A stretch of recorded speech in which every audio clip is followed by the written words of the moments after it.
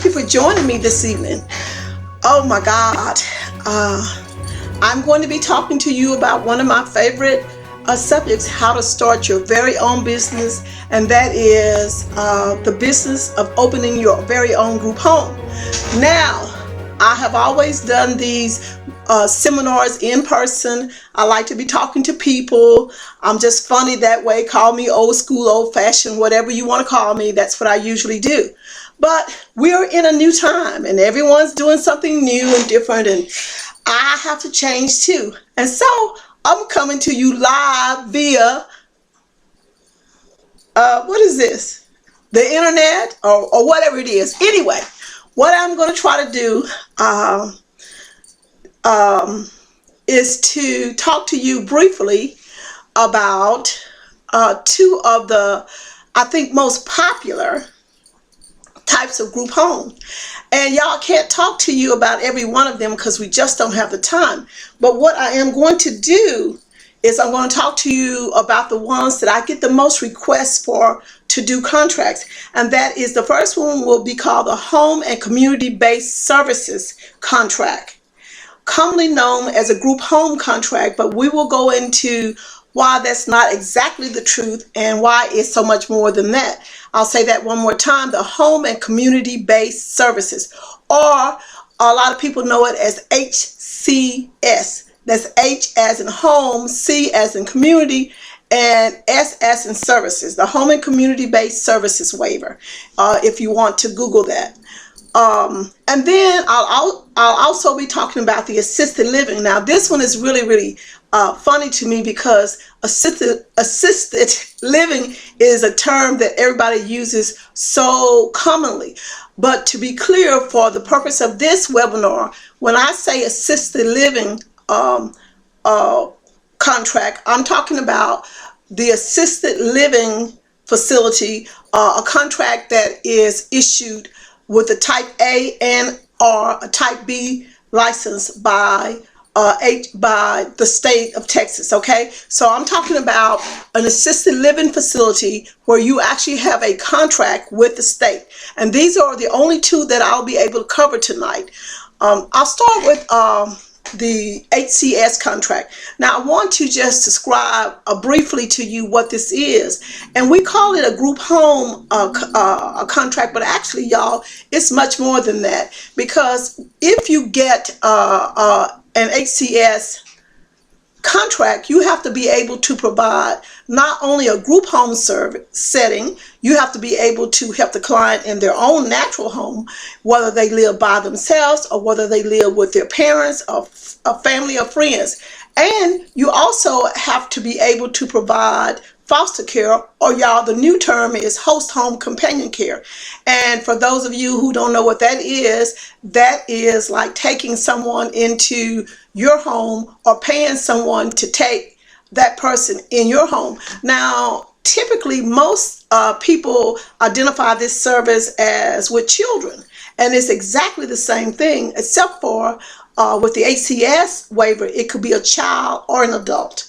And you get paid, or you pay someone to take care of this person in the family home as part of the family. So in HCS, you have to be able to provide services in all of these settings, and yet we call it a group home contract. Now, I'm just going to talk briefly about some of the things if you're interested in this type of contract. The entity that you will be applying for will be the state of Texas, okay? You will have a state contract which authorizes you to perform these services and many more. And once you get this contract, you will be authorized to provide these services for people in our state who have mental retardation issues. New terminology is IDD, intellectually developmentally disabled, or I as intellectual, D as in developmental, and D as disabled, the IDD population only. So once you get the HCS contract, you're going to be authorized to provide services to people who have IDD. Now, what do you need to get this contract? Well, first of all, it is an application. So you have to be able to complete the application to the state's satisfaction. Okay, now there are a lot of things that you're going to have to know before you can complete the application. The application is not complicated. I would not say it's simple, but it's an application. It's a state application, you know. And if you've come this far and you are definitely listening and tuning in and have made up your mind that this is something you're interested in, you're probably already familiar with those steps. There's not enough time for me to go into what those steps are right now. I'll talk about just the mechanics of the ACS contract. But now the good news is, if you want the things that you have to do before you can even begin to complete your application, at the end of this webinar, I will I will direct you to my website, and you can go to the website and request the list of things that you must do before applying for the ACS contract. So I'll say that one more time. If you don't know, and most of you probably will know, but there's still some people who don't know, there are some specific things you have to do in order to be able to complete the contract. And you can go to my website, blessbeginnings.biz, and let me say that again, .biz, B-I-Z as in zebra. It is very common for us to go .com, but if you do .com, you never gonna find us. So you go to blessbeginning.biz and you click on the tab that says webinar, and if you want this list, you can follow those steps and I will send those to you. Okay, so once you complete the application, you that's one part of the package. Then the next thing you have to do is you have to set up a time to go get a criminal background check. Okay, now this is not just a typical. You have to set up an appointment at a designated site which is authorized by the state to conduct this criminal background. And you have to go to that place, and they will direct you as to what you will need to bring. So already you're doing an application. You got to go do a criminal background check, and y'all, this all goes in with the application.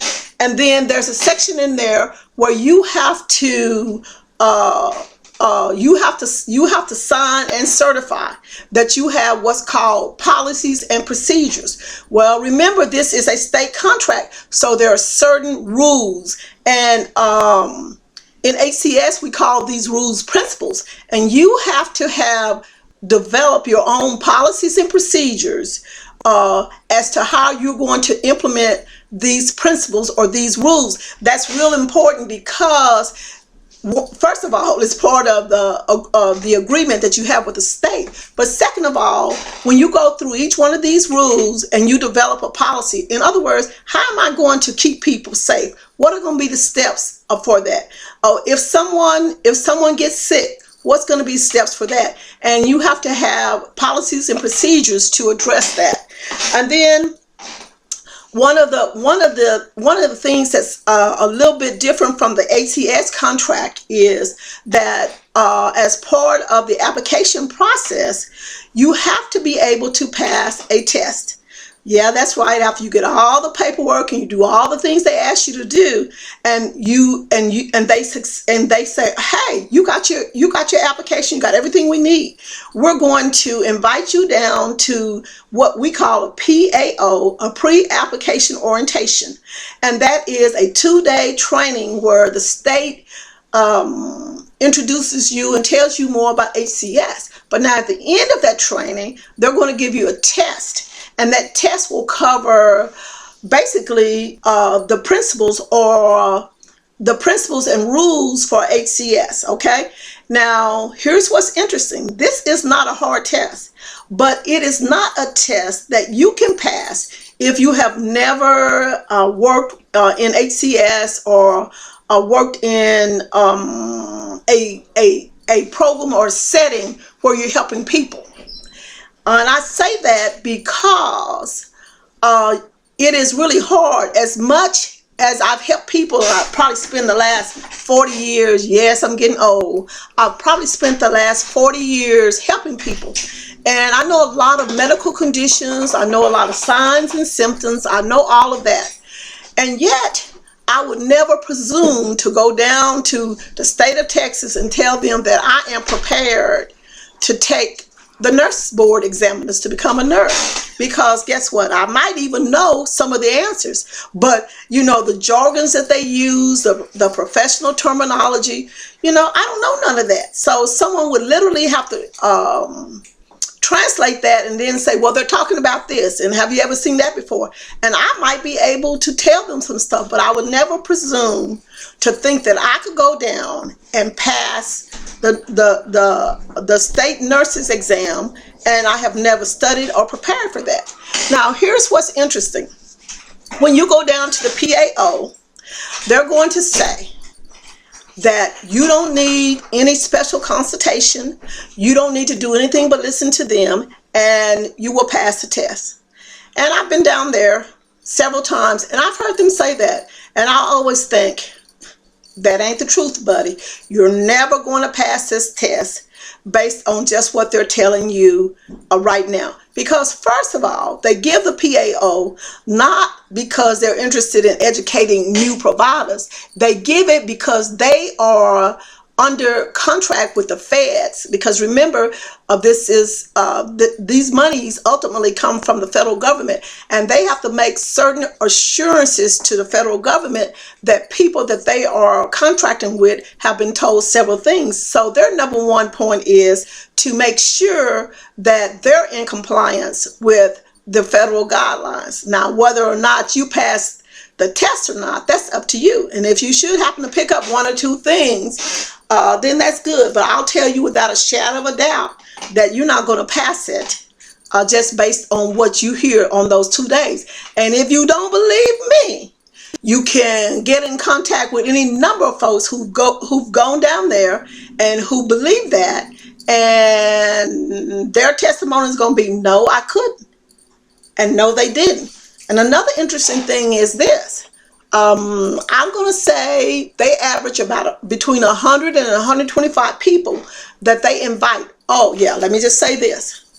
Even though you submit a packet, that don't mean you're going to get automatically invited down to the PAO. They have to accept your packet. It has to be within a certain percentile, and then you'll get invited. So let's say they get 300 packets. They invite anywhere between 100 and 125 different companies to come down. Then of those people, of those companies, when it comes time to take the test, at the end of the day, I want you to take a guess. How many people you think, because once you pass that test, because your paperwork has already been accepted, once you pass that test, you're going to get a contract.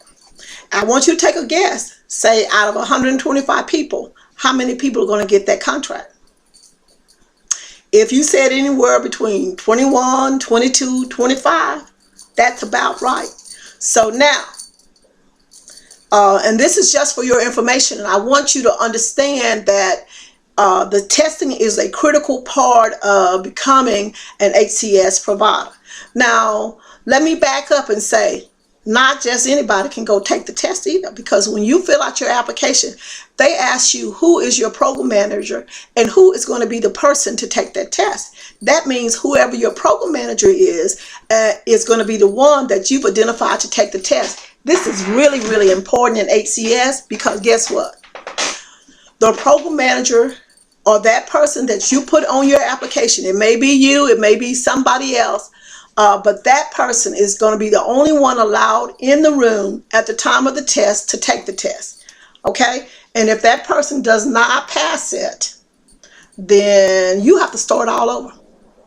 And get this, there are no substitutions. So if that person gets sick, if that person has a car wreck, look, if that person goes to lunch and is 25 minutes late, they won't be admitted.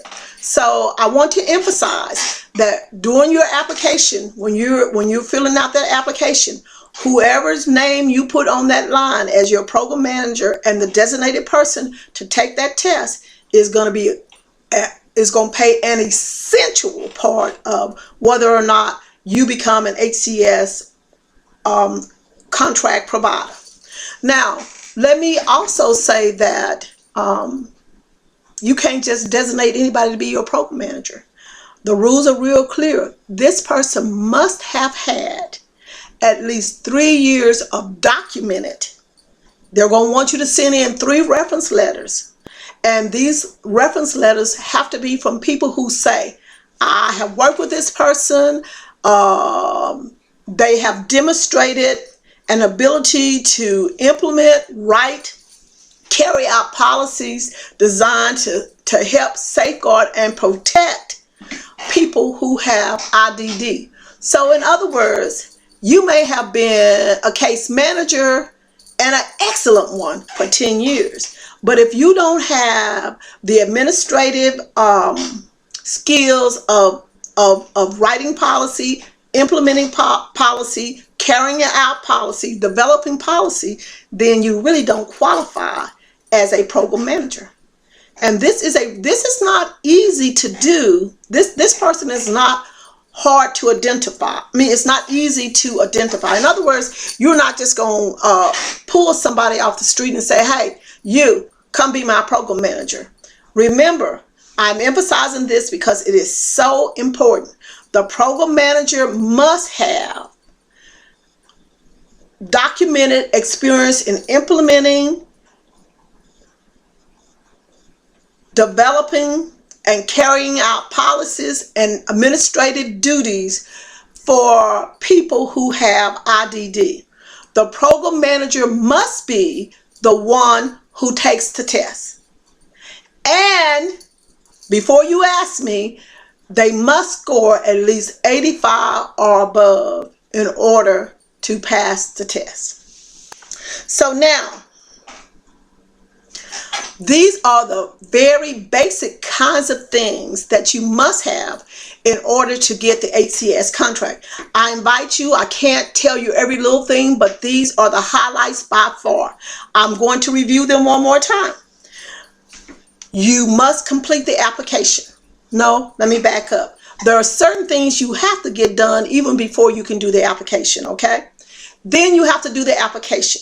Then you have to develop your policies and procedures.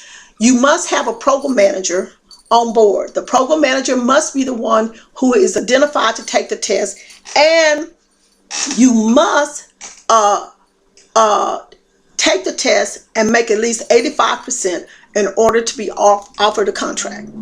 Now, if you need more information, please, y'all, I'd be happy to talk in detail. Just go to my website, blessedbeginning.biz, click on webinar, or better yet, you can consult with me. We'll talk about that when I finish talking about the assisted living contract. You can consult with me in these number 19 days. I can do it on Zoom. I can do it over the telephone. I'd be happy to talk with you further in detail and answer some specific things. As a matter of fact, after this webinar, I will be available live for a little while to take your questions related to the HCS program. Now, let's go and talk and switch over to the assisted living facility, okay? Now, the assisted living facility is similar to HCS in that it is also a contract that you must submit to the state in order to be an assisted living provider. Now, y'all, the assisted living facility is more like a traditional group home that you see. It is an actual place, an actual location where where you take people in and help them with their daily routine, and that's all you do. You don't have the other components. You are what we commonly known as a group home. Now, there are certain rules and regulations. So the first thing for an assisted living provider is you must submit the application, okay? And then you're going to have a physical site. In other words, you're going to have a location where you plan to deliver these services, okay? And then the other thing about your location, it can be any location that you feel is safe and that you can keep people safe. But the number one thing that I talk to people about when they say I would like to be an assisted living provider is that the new rules, the rules changed on us, y'all, and effective right now, and really yesterday too. You have to have a sprinkler system in your facility. I bring that up because you will not get a license. You will not get a contract if you do not have a sprinkled home or a sprinkled facility. Now, this is important because these sprinkler systems are based on the price range based on the number of square footage. And these sprinkler systems have to have being installed by a licensed installer who can go to the city, get all of those permits and do all those things. And you will have to have those things available before your contract is issued. Now, let me say that again. Not only do you have to submit an application, but you have to have a facility. And your facility must be sprinkled. In other words, you know, like when you go to a hotel and you see those little things up there, all those little waterhead things, you've got to have that in your facility. And the price of that can be expensive to very expensive. So please check that out as you consider the assisted living model. Now, the other thing that you have to have in addition to your contract and a location is you have to have a license. And these licenses are called Type A and Type B licenses. They are not very difficult, but they do cost you money. And you will have to apply to get them. And you won't get them if you don't have a sprinkle system in your location. Also, for the assisted living, you have to have, they have rules. Yes, they do. And you have to have a policy and procedural manual designed to show how you're going to implement those rules and implement them in such a way that when people come to your facility, that they will be kept in a safe way. Now, your clients in an assisted living can be anyone.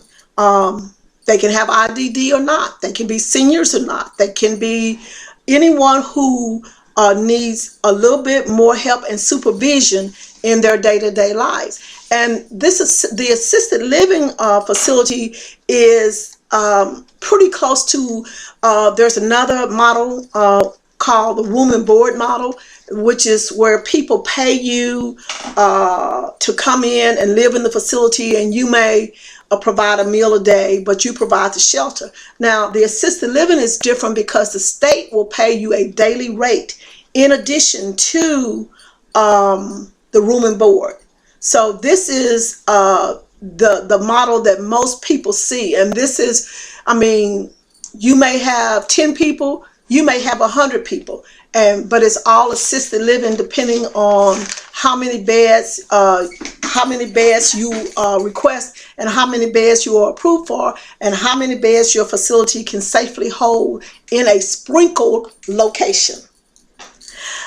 I have enjoyed this time with you. Once again, I've only talked about 2 of the most popular group home models that I know of. There are many. We have talked about the HCS model, and we have talked about the assisted living model. On maybe some future webinars, we'll get into some of the others. What I encourage you to do is I will send you a list of the top 10 most lucrative ones that I usually talk with based on a number of factors. The requests that I get from the public for particular types of contracts, the ease of getting a contract, the ease of getting customers, and the complexities in the contracting process. So if you will go to blessedbeginning.biz and click on the webinar button and say, yes, send me the list of, and I will send this to you absolutely free. The top 10 group home businesses based on what I think they are. Now they may not be, but it's what I think they are. Okay, I will send that to you, and all you have to do is go to the website and request that. Now I want to talk about some other things. If you're interested, and I strongly encourage you, because you have to have a passion for helping people. If you're interested, if you thought about, this is what you want to do, let me encourage you to go ahead and start preparing. There are some things that you need to do, like I say, before you even start your application process. If you're interested in that, I can get you a list of things that I know that most people have to do before they even start the application.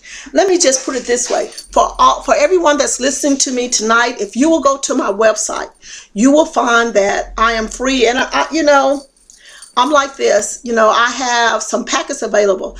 I can do face-to-face consultation with you, but in number 19, who wants to do that? And so I have waived those. And one of the things that I've done, because I know how funny money is during this time, is giving this webinar, because usually this is something that I invite people to for a fee. But because of the nature of the times that we're in, we're doing it this way. But now I still offer phone or Zoom consultation. If you have some more specific times, you will find, if you want to do that, you can go to the website. You can find and you can specify what times and dates are good for you, and you can find the rates for those times and dates. I am offering several specials just because of this webinar, because I want to encourage you. If you're home, there are certain things you can be doing right now that won't cost you anything. And I encourage you to go ahead and get started, because a dream not started is just a hope. And, give it a try. At least do something. So go to my website, check out some of the specials. If you just want, I will send you the list of the other homes, if there are some of those, or even if they're not on the list, you can still call me or email me and say, Doris, what about this? Can you talk to me about this? If I don't know about it, I'll say, I don't know about that one. But if I do know about it, I'll say, yeah, I can talk to you about that one. And I can tell you what I think, or, what I think the things are that you need to know, the most important things you need to know about that contract, and what I think you're going to have to do in order to get an actual contract. Because the application process is one thing, actually getting the contract is another. Now, I want to encourage you anyway. I am doing this thing once a month, and it's just for people who are interested in the business, and maybe you feel like the time ain't right, or you want to just keep up with it. I do a live with Doris, and I do that once a month. And I do it just like this, except for I'm live, and you can hear everything that I think about contracting. And y'all, I not only talk about group home contracting. If I heard it through the grapevine, I'm going to say I heard it through the grapevine that there are some contracts doing this, that, or the other. Or if anything startling happens, like all of a sudden our state loses the waiver and we're no longer going to be getting HCS contracts, or if there's another big contracting opportunity. I talk about things like that. But here's what's real interesting to you. After I finish running my mouth, this live with Doris lasts for about an hour. But then after that, you can email me, or you can, and I do it, y'all. I'm not sure Zoom is so popular, but really GoToMeetings is my format. But you'll be able to talk back to me. And for those of you who may not have any questions, I always encourage you to hang in there for the whole hour, because I promise you somebody will say something or ask a question. So, oh, I didn't know that. Oh, I wish I had known that. It's just informative. And if nothing else, if you have a dream, you've got to spend some time, or your dream, it will get more and more hazy, and the day-to-day kinds of pressures will drive it away. So I encourage you to sign up for Live with Doris. It only happens once a month. You can find more information about this on the website as well.